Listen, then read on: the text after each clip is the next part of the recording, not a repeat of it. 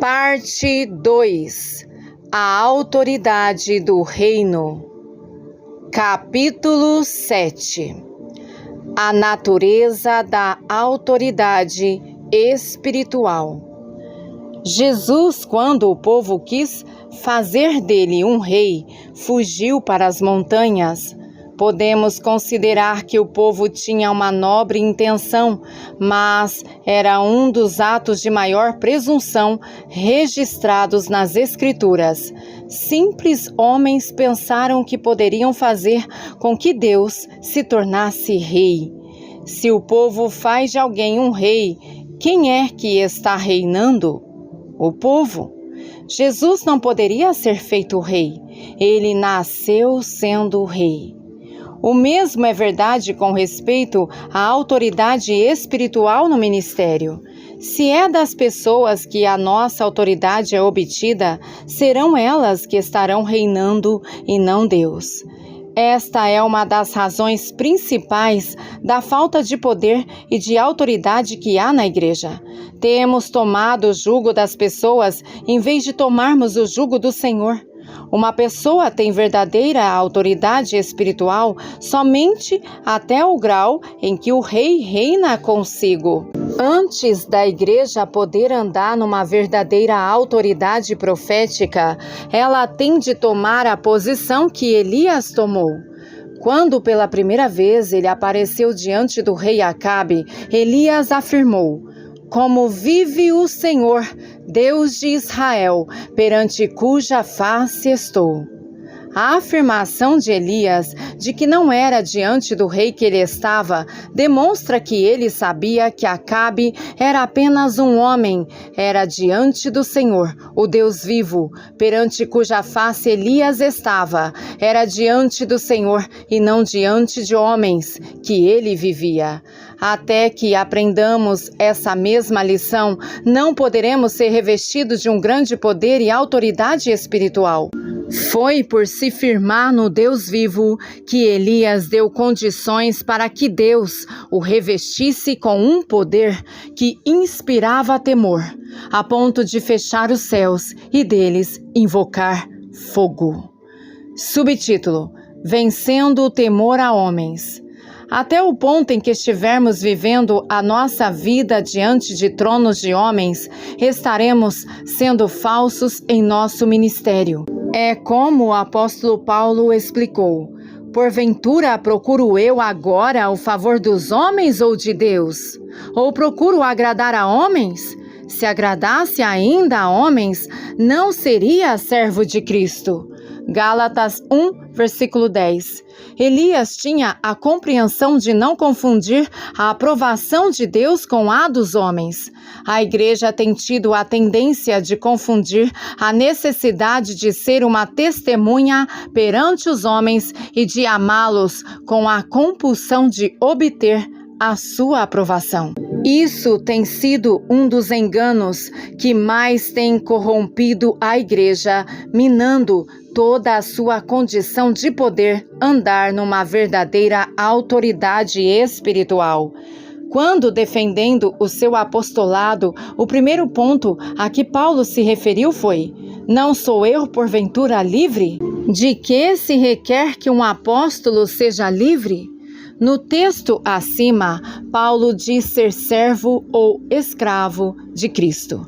É precisamente devido a essa escravidão a Cristo que temos a liberdade de sermos enviados pelo Senhor. É como disse Isaías: ao Senhor dos exércitos, a Ele santificai, e seja a Ele o vosso temor.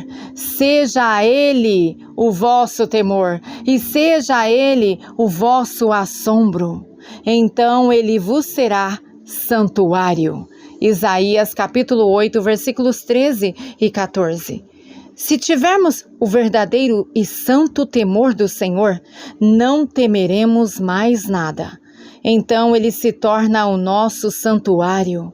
Então a nossa obra não estará contaminada por motivos humanos nem por autopromoção. O comissionamento apostólico de Paulo estava destinado a despertar a ira e a oposição não apenas dos religiosos conservadores de seu tempo, mas também de todo o Império Romano. Esse frágil vaso terreno lançou de forma implacável palavras diante da face dos principados e potestades mais poderosos de sua época, com tão pouca preocupação ou consideração pela sua própria vida, que ele abalou aqueles poderes em suas próprias bases. A exclamação dos oficiais romanos de que Paulo estava pondo o mundo de cabeça para baixo era uma compreensão precisa do poder que havia na pregação de Paulo. Esta é a pregação que abala os poderes do céu e da terra e que desperta neles a sua mais veemente ira. Estar livre de qualquer medo de homens e de demônios é um pré-requisito para um verdadeiro ministério. Jesus declarou: vós sois os que vos justificais a vós mesmos diante dos homens, mas Deus conhece o vosso coração, pois aquilo que é elevado entre os homens é abominação diante de Deus. Lucas capítulo 16, versículo 15. Temos uma escolha a fazer. Se desejarmos ser estimados pelos homens, façamos o que é abominação diante de Deus. O grau com que procurarmos agradar e ganhar a aceitação dos homens é o grau a que a nossa mensagem será diluída e ela será detestável aos olhos do nosso Senhor, não importando quão piamente estejamos usando o seu nome. É como Jesus exortou: ai de vós, quando todos vos louvarem, porque assim procederam seus pais com os falsos profetas. Lucas capítulo 6, versículo 26. Para que preguemos uma mensagem apostólica, tem que ser estabelecido em nosso coração de quem é a aprovação que buscamos, se de Deus ou se dos homens. Jesus perguntou aos seus discípulos: como podeis crer, vós os que aceitais glórias uns dos outros, e contudo não procurais a glória que vem do Deus único? João capítulo 5, versículo 44.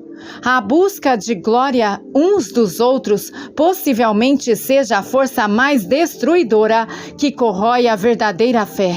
Por isso foi que o Senhor questionou: como podeis crer agindo assim? A compulsão para ter a aceitação dos homens corrói a nossa fé e também a mensagem.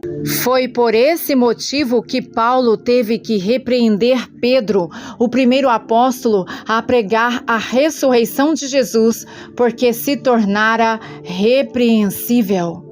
Pedro havia comprometido a simplicidade do evangelho por ter tido o temor dos crentes judeus. Essa mesma tendência anteriormente fez com que Jesus chamasse Pedro de Satanás, porque ele estava pondo a sua mente nos interesses dos homens em vez de nos de Deus. Subtítulo: removendo pedras de tropeço desnecessárias. A autoridade espiritual exige estarmos livres de todo medo a homens, mas essa liberdade tem que ser temperada com a sabedoria de evitarmos ser desnecessariamente ofensivos. Foi isso que Paulo quis dizer quando escreveu: porque sendo livre de todos, fiz-me escravo de todos, a fim de ganhar o maior número possível. Procedi para com os judeus como judeu, a fim de ganhar os judeus. 1 Coríntios capítulo 9, versículos 19 e 20. Paulo ajustava o seu estilo de vida até certo ponto aos costumes daqueles a quem ele estava procurando alcançar, não por temê-los, nem por querer a aprovação deles, mas porque os amava e queria salvá-los. Há certos comprometimentos que podemos ser chamados a fazer em nosso estilo de vida, mas nunca em nossa moral, nem no nosso compromisso de obedecer ao Espírito Santo. Os compromissos que podemos fazer são decorrentes do amor, não do medo, nem da busca a satisfazer a própria vaidade.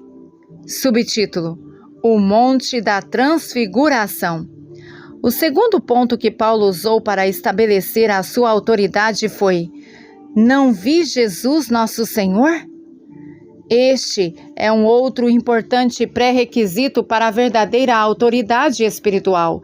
Temos que nos desafiar com esta mesma pergunta: quem é que estamos vendo? Acabe ou o Deus vivo? O Monte da Transfiguração é um bom exemplo de por que a nossa visão tem de ser concentrada em Jesus e não nos homens. Jesus levou Pedro, Tiago e João até o cume de uma alta montanha. Jesus estava transfigurado e Moisés e Elias apareceram e conversaram com ele. Isso foi um testemunho de que os ministérios de Moisés, a lei, e o de Elias, os profetas, falavam dele e continuaram a falar com ele. Com a visão dessa grande revelação, Mateus registra: e Pedro, tomando a palavra, disse: ninguém estava falando com Pedro. Isso é algo que muitas vezes nos coloca em situações problemáticas semelhantes. Achamos que sabemos tanto que começamos a falar e a fazer planos antes mesmo de entendermos o significado de uma revelação. A reação de Pedro foi típica da resposta humana a uma grande revelação espiritual. O que ele disse foi: Senhor, bom é estarmos aqui, farei. A boa intenção de Pedro, farei, era na verdade um eco das palavras do próprio Satanás em Isaías 14, que também usou os verbos na primeira pessoa. Eu subirei ao céu, exaltarei o meu trono, subirei. O bem que há na árvore do conhecimento é tão mortal quanto o mal, porque essas duas coisas têm a mesma raiz. É como Paulo explicou aos homens de Atenas, dizendo que Deus não é servido por mãos humanas.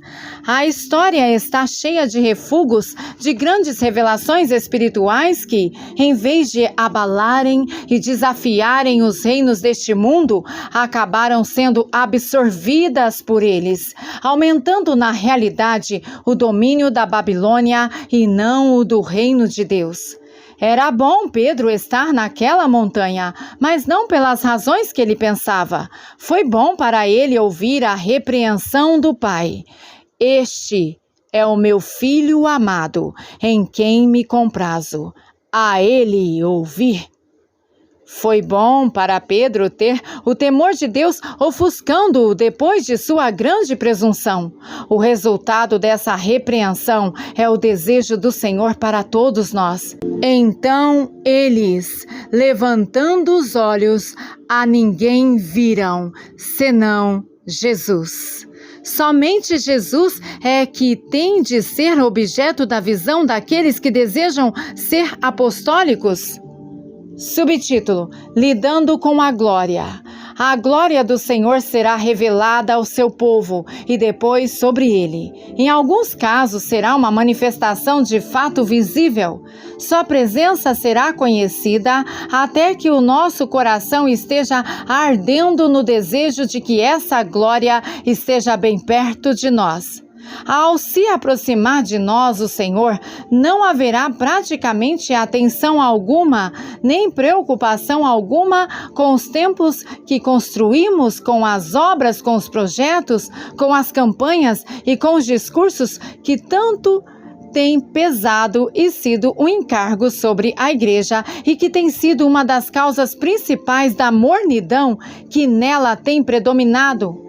Mas essa glória não está sendo revelada apenas para nos dar mais trabalho para fazer. Ela está vindo para transformar-nos na imagem do Senhor.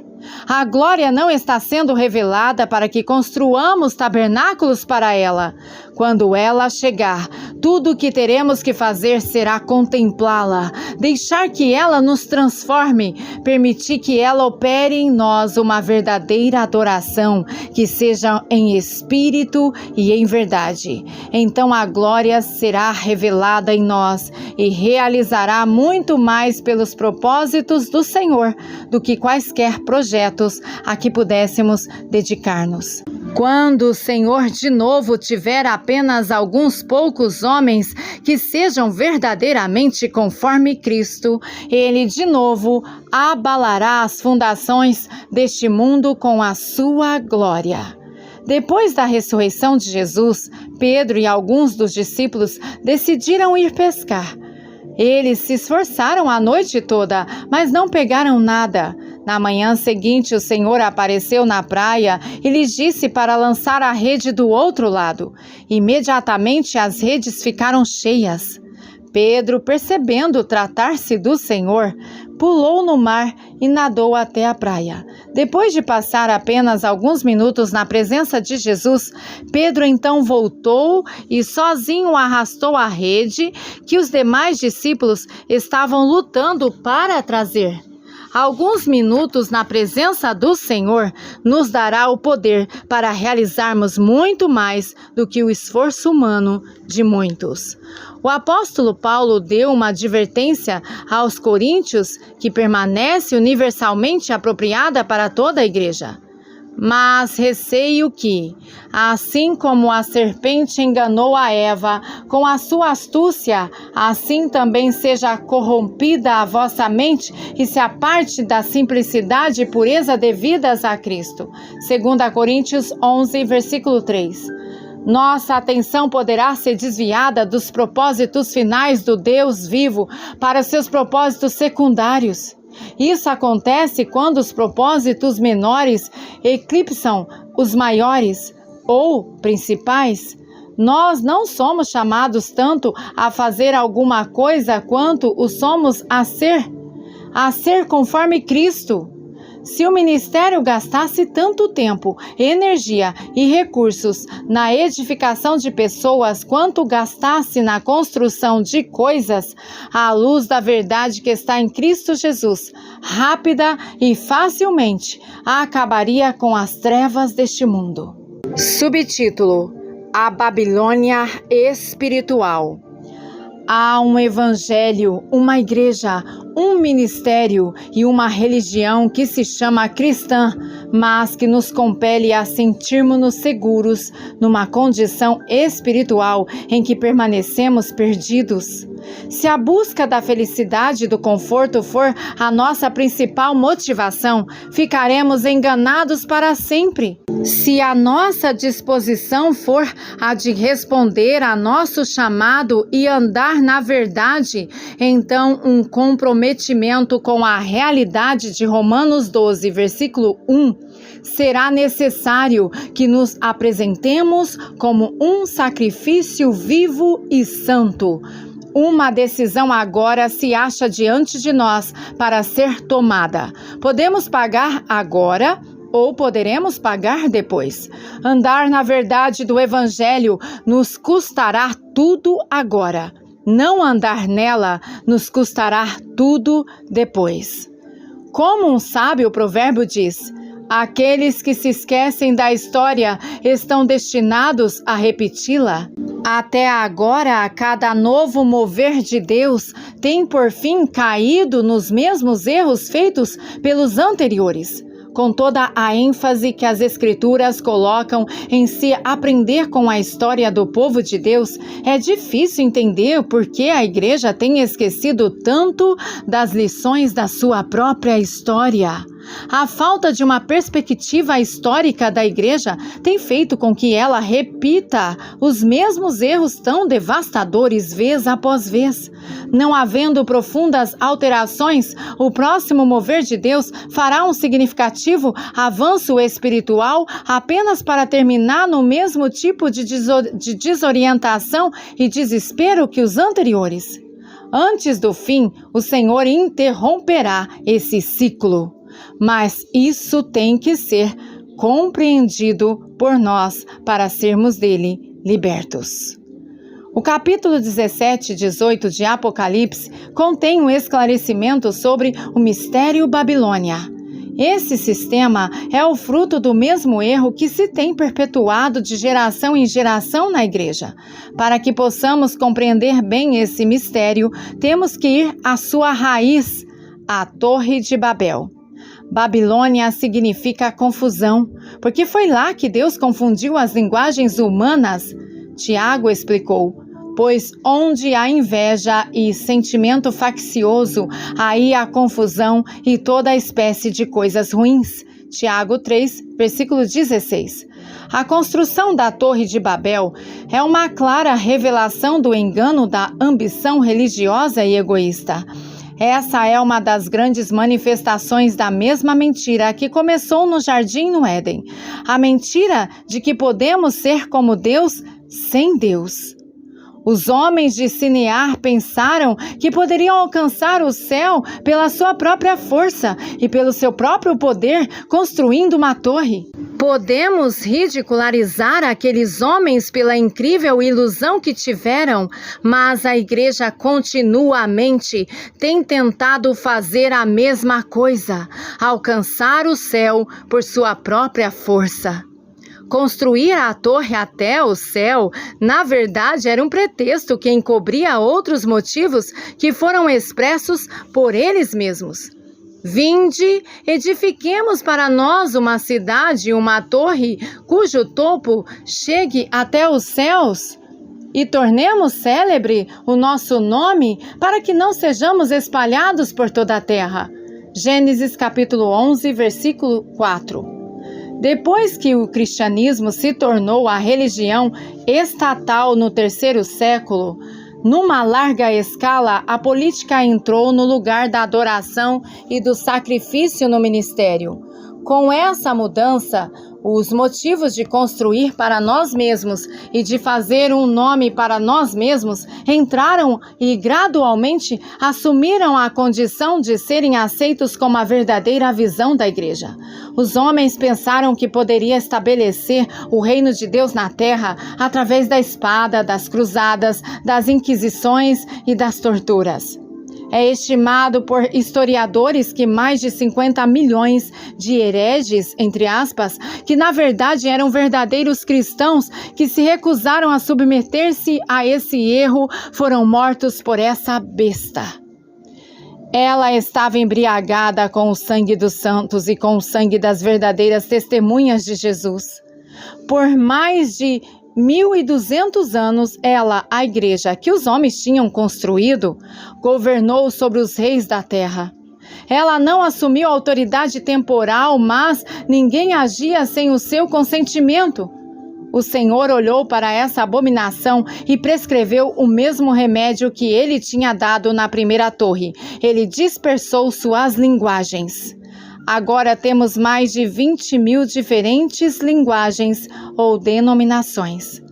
Subtítulo: Nós que julgamos fazemos o mesmo. Disso não se pode inferir que todas as denominações ou organizações fazem parte do mistério Babilônia. Isso também não significa apontar o dedo apenas para a Igreja Católica, mas para a Igreja do Senhor, para todos nós. Os mesmos pecados que foram cometidos pela Igreja Católica na Idade Média também foram cometidos pela maioria das igrejas protestantes, ao menos numa escala menor.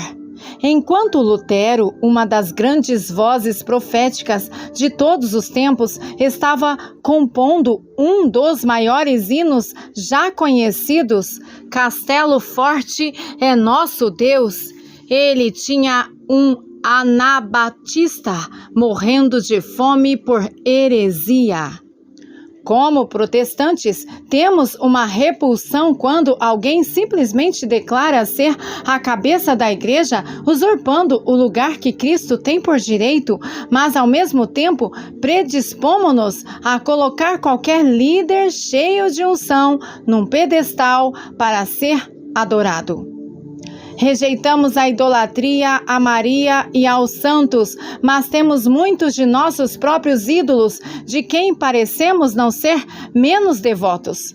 Temos realmente que entender os erros da história, e para tanto temos de olhar para a Igreja Católica e para a Igreja Protestante e para a nossa Igreja.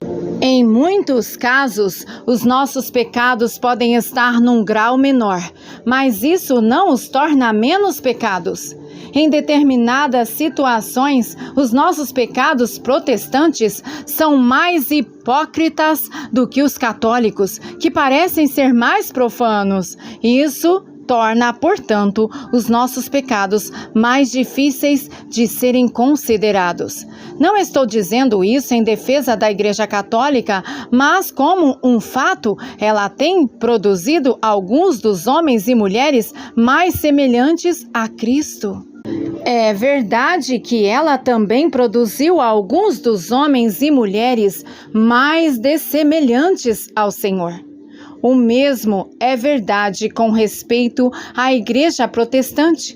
O que é difícil de entendermos é que às vezes essa semelhança e essa dessemelhança a Cristo se encontram na mesma pessoa.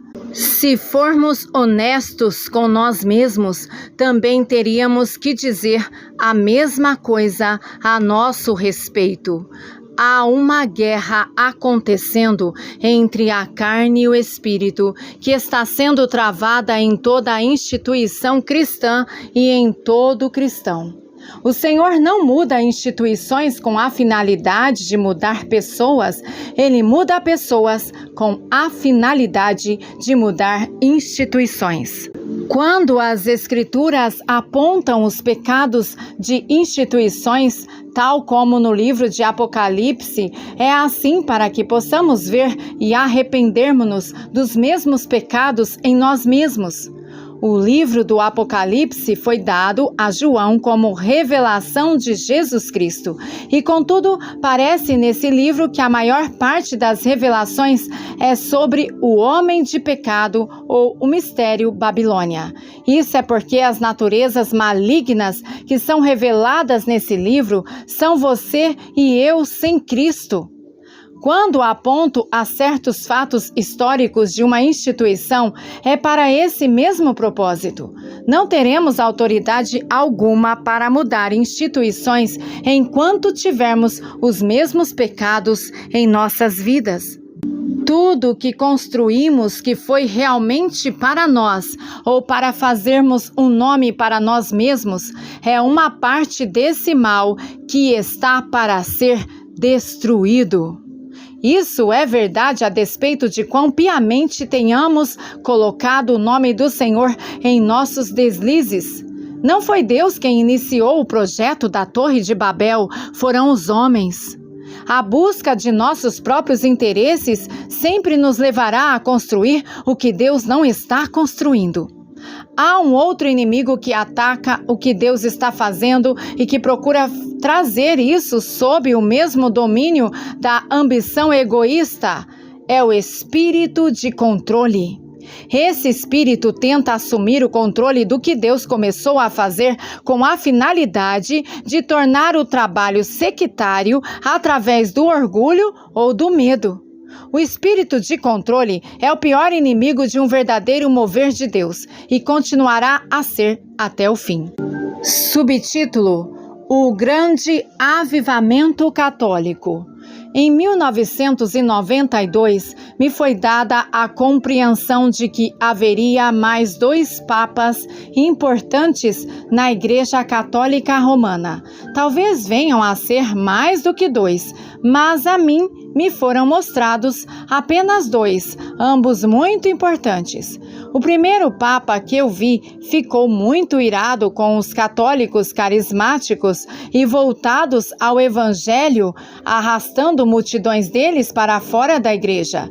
Esse papa procurou aumentar o prestígio político e o poder da igreja através da intriga, mas acabou trazendo uma grande humilhação.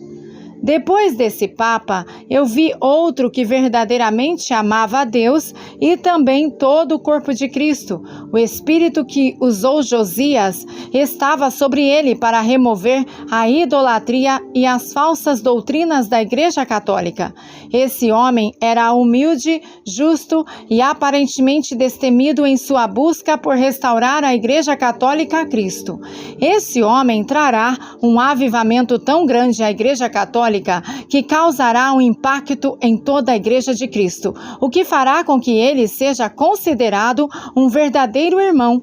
ele será cortado do papado no ponto máximo do avivamento, e todo o mundo lamentará por ele. Embora eu tenha visto esses 2 papas nesta sequência, não tenho certeza se eles virão nesta ordem, ou se não haverá outros papas entre eles. Subtítulo: Libertação da Babilônia. Há um chamado em Apocalipse 18, versículo 4. Retirai-vos dela, povo meu, para não serdes cúmplices em seus pecados e para não participardes dos seus flagelos. Esse chamado em breve se divulgará com clareza e com poder, mas o Senhor não chama ninguém a sair sem levar a algo maior. Assim que uma clara revelação do mistério Babilônia varrer o corpo de Cristo, haverá também uma clara revelação quanto à cidade de Deus. Haverá muitos que nos dias que estão por vir sairão por aí chamando qualquer organização de Babilônia, fazendo com que muitos tropecem e se desviem do propósito de Deus para a sua vida. Estar liberto do espírito babilônico e fazer parte da cidade de Deus não é simplesmente uma questão de ter doutrinas corretas, mas também inclui a libertação de ter o coração numa situação deficiente, recebendo um novo coração. Thomas A. Kempis refletiu: de que bem se aproveita um homem ser capaz de discursar profundamente sobre a Trindade se ele está destituído de humildade e desse modo desagradando a Trindade? Pode ser que queiramos apontar o dedo e acusar certas denominações por atrocidades cometidas na história, mas se chegarmos a esse ponto, estaremos errando o alvo. Há muitas igrejas não denominacionais que são tão sectárias e intolerantes como qualquer igreja denominacional. Da mesma forma, há muitas igrejas denominacionais, incluindo-se aí algumas igrejas católicas, em que há muito pouco ou nenhum espírito sectário. De qual desses Deus se agrada? Somos mudados pelo que estamos vendo. Se é a Babilônia que tem toda a nossa atenção, seremos mudados à sua imagem.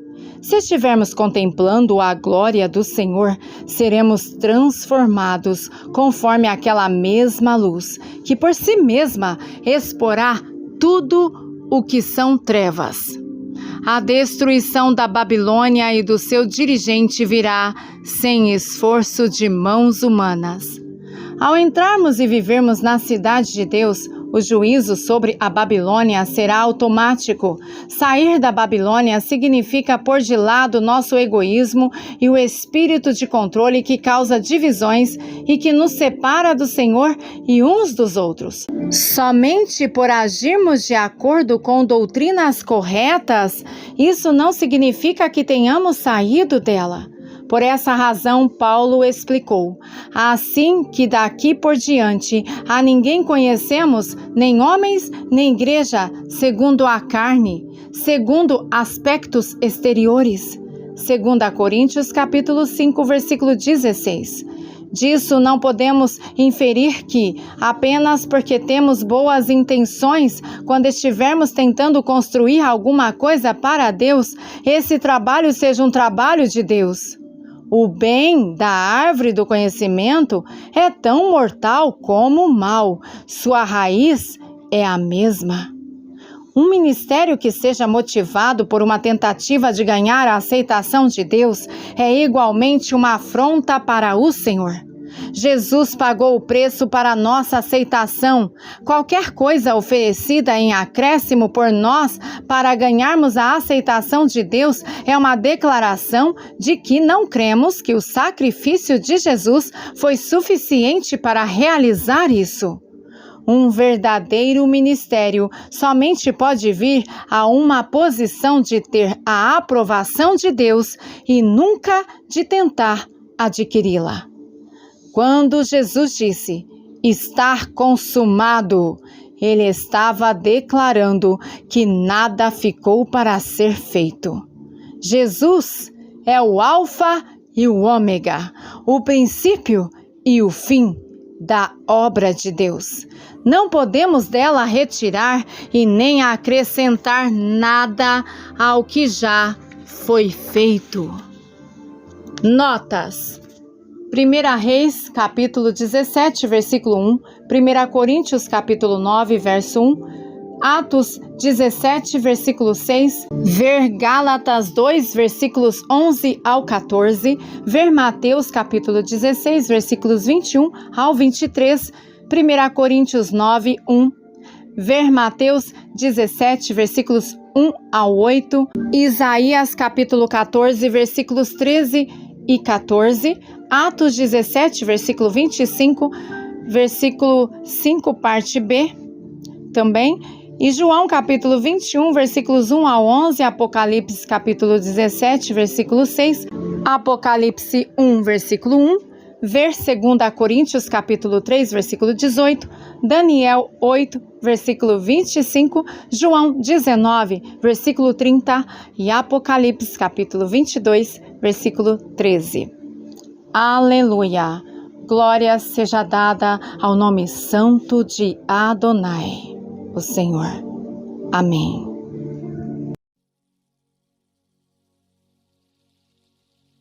No sé